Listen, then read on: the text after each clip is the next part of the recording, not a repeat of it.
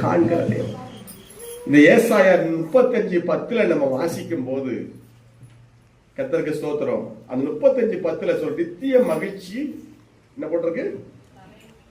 அவர்கள் நித்திய மகிழ்ச்சிகள் தலைமையில் இருக்கும் சந்தோஷ மகிழ்ச்சியும் அடைவார்கள், சஞ்சலமும் தவிப்பும் ஓடிப்போம். அல்லேலூயா. இந்த வசனம் இந்த அதிகாரத்தை முதல்ல இருந்து வாசிக்கும் போது அவர் சொல்றாரு, வனாந்தரமும் வறண்ட நிலமும் மகிழும்.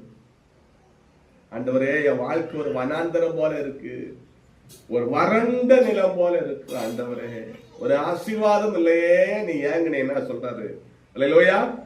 வனாந்தரமும் வறண்ட நிலமும் மகிழும், கடுவெளி கழித்து. அல்லேலூயா.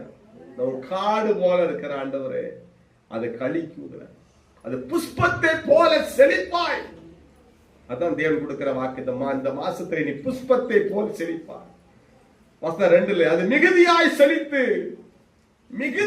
செழித்து பூரித்து ஆனந்த களிப்புடன் அது பாடும்.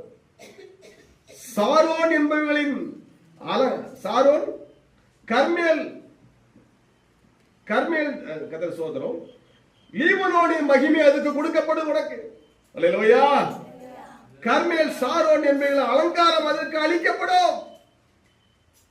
கர்த்தருடைய மகிமையும் தேவனுடைய மகத்துவத்தையும் காண்பார்கள். இந்த மாசத்துல தேவன் சொல்றார், என்னுடைய மகத்துவத்தை நீ பார்ப்பேன். எத்தனை பேருக்கு விசுவாசத்தை கைவிட்டாமே சொல்லுங்க பார்ப்போம். அல்லேலூயா. ஆமென். அங்க சொல்றது, என் மகத்துவத்தை நீ பார்ப்ப, என் மகிமையை நீ பார்ப்பேன் கர்த்தர் வாக்கு கொடுக்கிறார். அல்லேலூயா. கர்த்தருக்கு ஸ்தோத்திரம். நம்ம செய்ய வேண்டியது என்ன சொல்லி நான் பிரசங்கத்தை முடிக்கல. நம்ம செய்ய வேண்டியது, தளர்ந்த கைகளை திடப்படுத்துங்கள். பிசாசு உங்களை கைகளை தளர்ந்த கைகளாக வைத்திருக்கிறார்.